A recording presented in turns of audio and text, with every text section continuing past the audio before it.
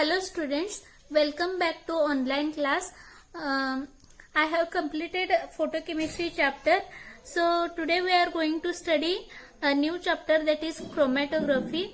If you have any doubts of photochemistry, you can comment me in comment box.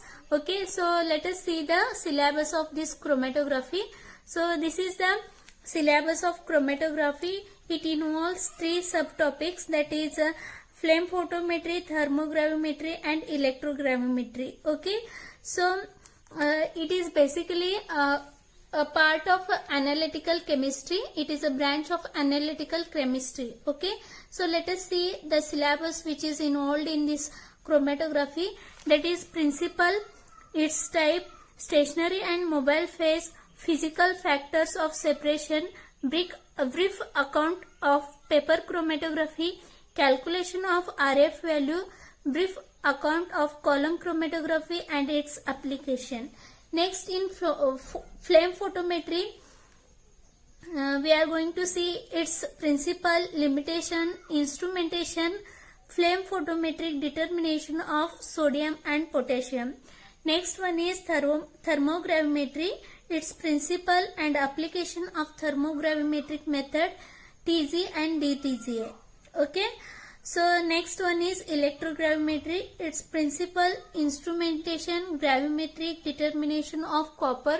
So we are going to see these terms. Okay, so let us study this chromatography.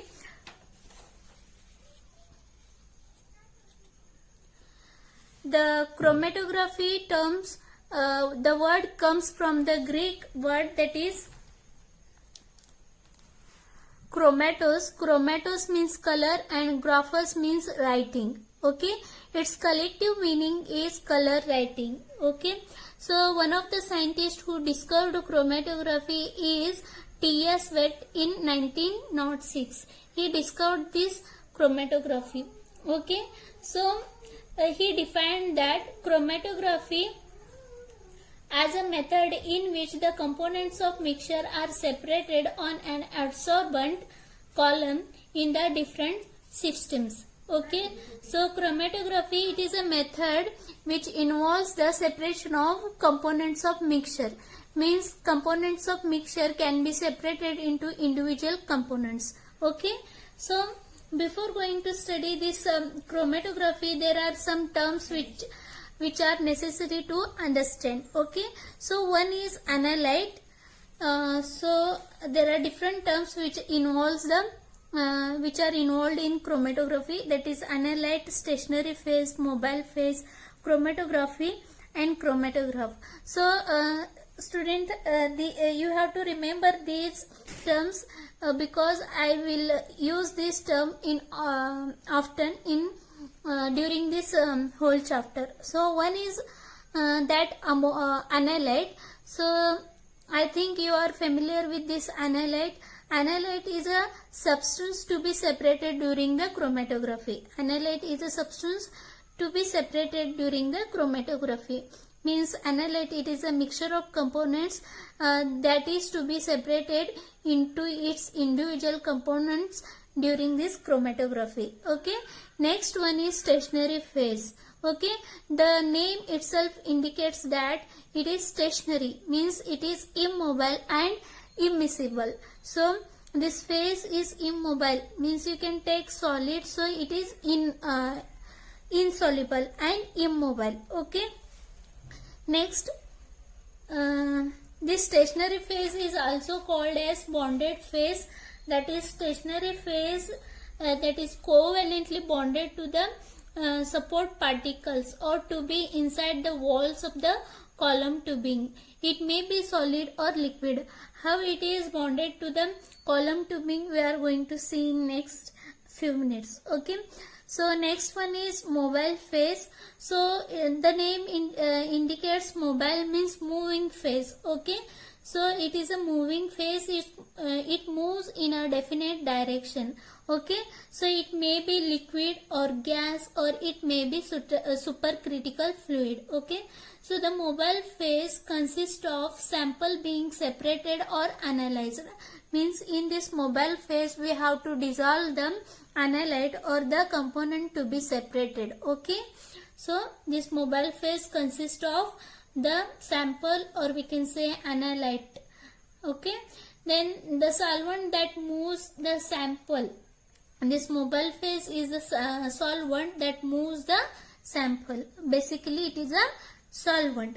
It may be pure solvent, or we can say it is a single solvent, or it may be a mixture of different solvents. Okay, next is chromatography. Okay, so the chromatography, it is a visual output of the chromatograph. Means after all this process, after separating the mixture into its individual components, we will get one picture that may be a peak or some kind of a pattern, and that pattern is called as chromatography. Okay, then that corresponds to the different components of the separated mixture. Okay, so we will get the different peaks or different patterns that indicates that the different components of the mixture are separated into the individual mixture. Individual components. Okay, next one is chromatograph. Chromatograph is an equipment that enables the sophisticated separation. Okay, so it is just equipment which are used for the separation of this analyte. Okay, so these are the terms which are involved in the chromatography. Okay, so let's see the principle which is involved in this chromatography.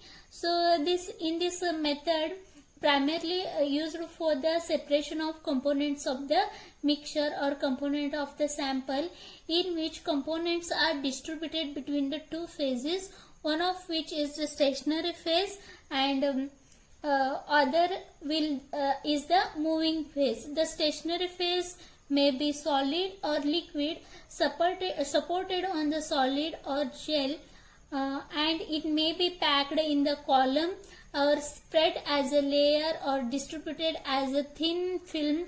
The mobile phase may be a gaseous phase or a liquid phase. Then the mobile phase passes over the stationary phase.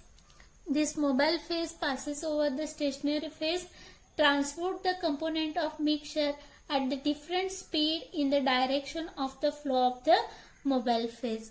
Means in which direction mobile phase is moving, in that direction what happens, component of mixture will be separated.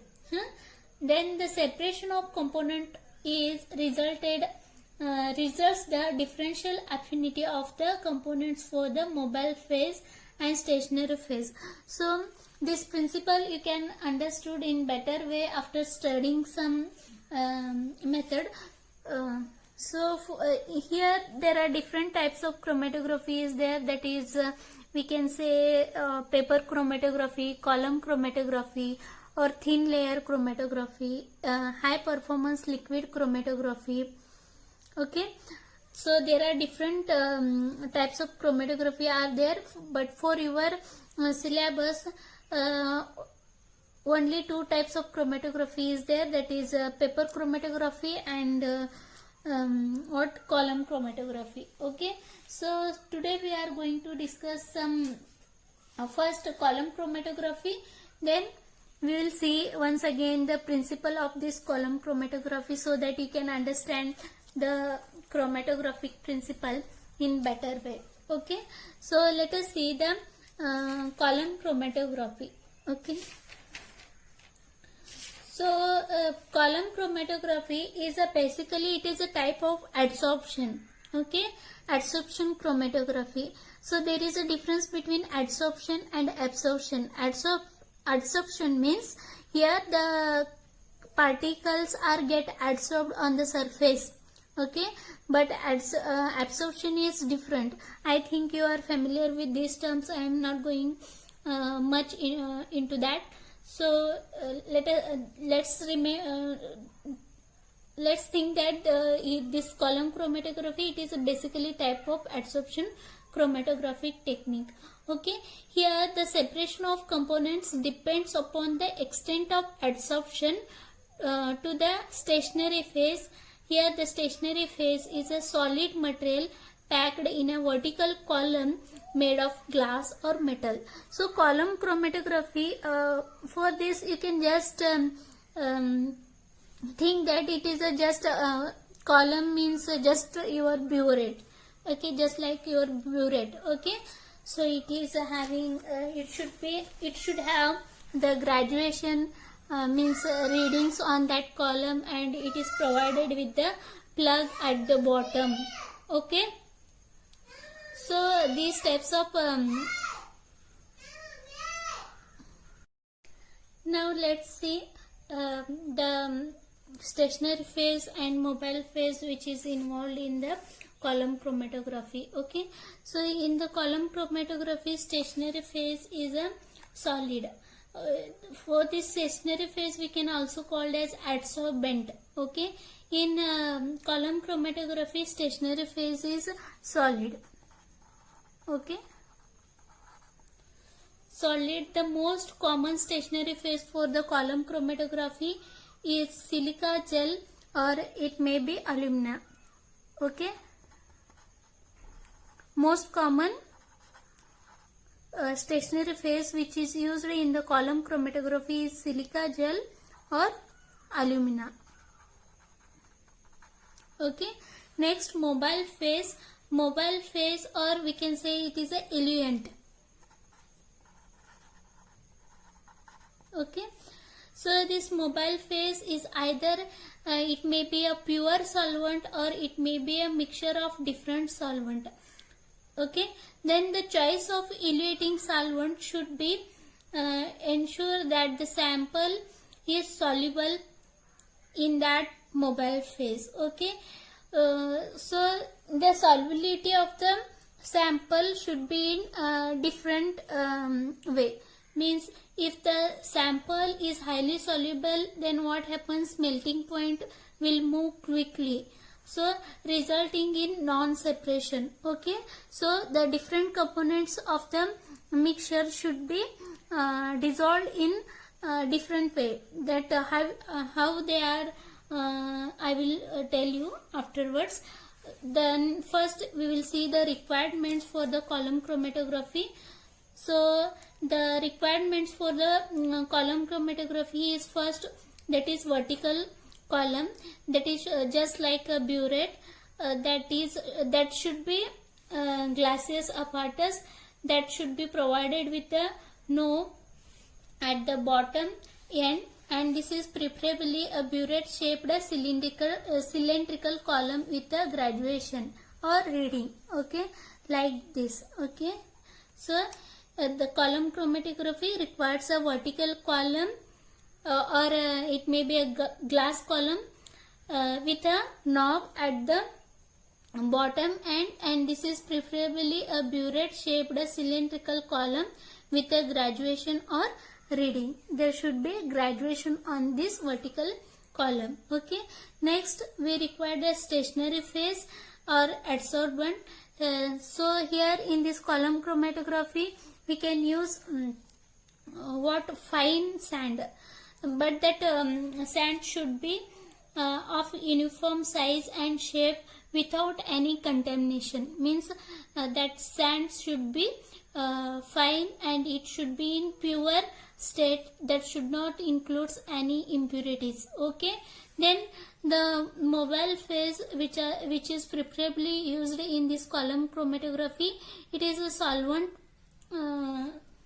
It may be a single solvent or it may be a mixture of solvent required as for the separation. Okay, then one cotton wool or asbestos plug or asbestos pad is required to plug the exit of the column at the bottom and there that holds the column of the stationary phase. Means here the cotton wool or asbestos pad, what it will do, it will hold the sand from running out. Okay, so that is necessary.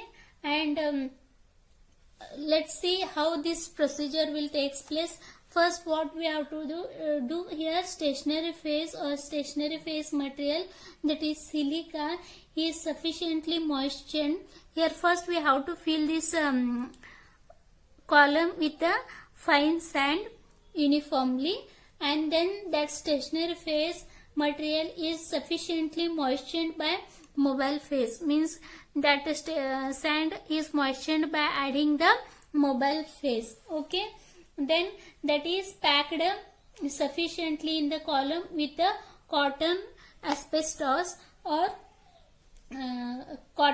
asbestos pad at the bottom. Okay, then the exact material or the sample to be separated is placed on the top of the packed stationary phase by using the pipette. Okay, then the mobile phase is poured into the column over the sample. A collecting beaker is placed at the bottom of the column near the end to collect the eluent. Okay, so separation depends upon its affinity. So suppose we have a mixture of A, B, C. Okay, so this mixture will be separated into individual components depending upon the affinity of the components. Okay, so how it will separated, let's see. So the component which are not soluble in the stationary phase but soluble in the mobile phase elute faster than the components which are soluble in the stationary phase. Means here what happens, the component which are not soluble in stationary phase, okay, but they are soluble in mobile phase. We are adding this mobile phase from this side, then what happens, mobile phase will elute out. Okay, along this, if the component is soluble in that mobile phase, the components which are soluble in that mobile phase, then they will elute out first. Okay, then the components which are not soluble in the stationary phase, that will remain in that stationary phase only. The components which are not soluble in the stationary phase but soluble in the mobile phase elute faster than the components which are soluble in the stationary phase. As a result, what happens, this difference in the mobilities, there will be difference in the mobilities of the component of the sample, then the sample component will become separated from each other and they travel through the stationary phase in different speed. Okay, so this is what the principle behind it. If the component is soluble in mobile phase, along with that mobile phase, that the component which is soluble in that mobile phase will elute out first. Okay, then the components which are soluble in stationary phase, they will be remaining in that phase only. Those components will elute out at the last. Okay, so this is what the principle of the chromatography. Also we can say this the principle of this chromatography, that the chromatography involves the sample being dissolved in the mobile phase, which may be gas or liquid or supercritical fluid. Then the mobile phase is then passed through this immobile immiscible stationary phase. Then the phases are chosen in such a way that the components of the sample have different solubility in each phases. Means the solvent should be chosen in such a way that the components of the sample should be soluble in different phases. Okay, such that components of the sample have different solubility in each phases. The components which are not soluble in the stationary phase but soluble in mobile phase will elute faster than the components which are soluble in the stationary phase.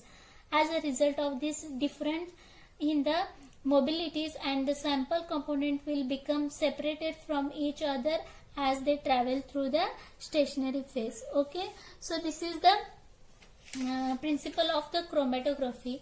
So we can define this chromatography in different way also, as it is a method used primarily for the separation of component of the sample, in which the components are distributed between the two phases, one of which is the stationary phase while other will move. Okay, then stationary phase may be it may be solid or liquid. So this stationary phase, remember the stationary phase or mobile phase which we are going to use, that depends upon the type of chromatography, means which chromatography we are going to using in the experiment. Depending on that, the stationary phase or mobile phase is chosen. Okay, so the stationary phase may be solid or liquid, that is supported on the solid or gel, and it may be packed in a column and spread as a layer and distributed as a film. And mobile phase is a gaseous phase or liquid phase. Remember, here in column chromatography we are using stationary phase as a silica, it is a solid, and the mobile phase which is used in the column chromatography is liquid. Okay, like that, if you take the paper chromatography, there the stationary phase is paper and mobile phase is a liquid. Okay, so like that we can use the different stationary phase and mobile phase.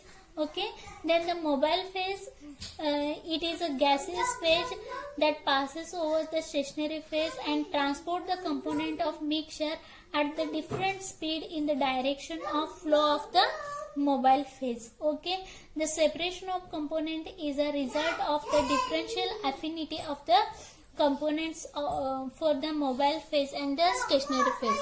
Affinity means loving character.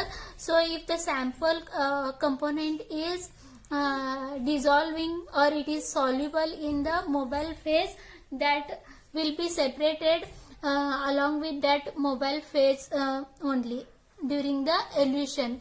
But the sample, if it is soluble in the stationary phase, then it will be remain in that stationary phase only, and it will elute out at the last. Okay, so like this principle is there.